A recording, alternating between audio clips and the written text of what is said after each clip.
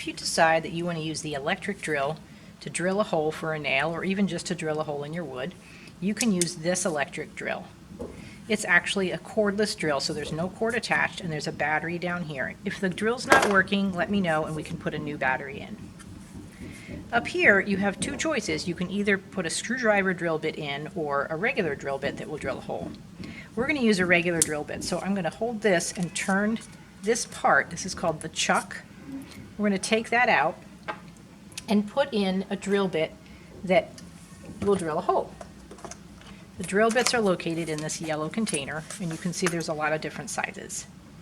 So I'm going to go ahead and pull out this size here. And to put the drill bit in, I'm going to move the chuck to make the teeth get closer together.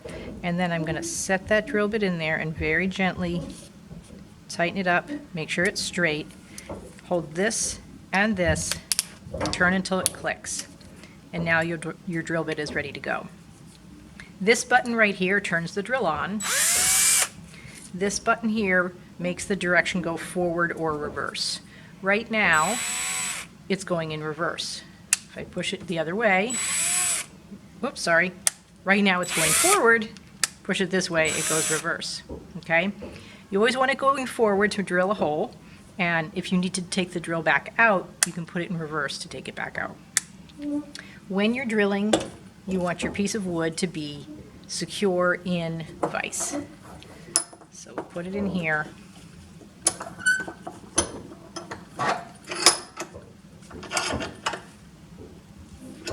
Okay. Before you drill, put your goggles on. Goggles are required when you're using the drill.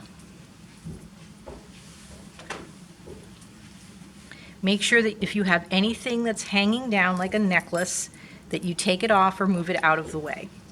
If you have long hair, it needs to be tied back and not hanging forward. When you're ready to use the drill, you set the drill down where you want the hole. Put your hand at the top of the drill to hold it in place, and then press the trigger to make it go. So right now, I'm going to make it forward. When I go down as far as I want, I'm going to switch it in reverse and pull it back out. And now I have my hole. If I want a different size hole, all I need to do is take that out, find a different drill bit, put it in there, turn, and I'm ready to go for the next one.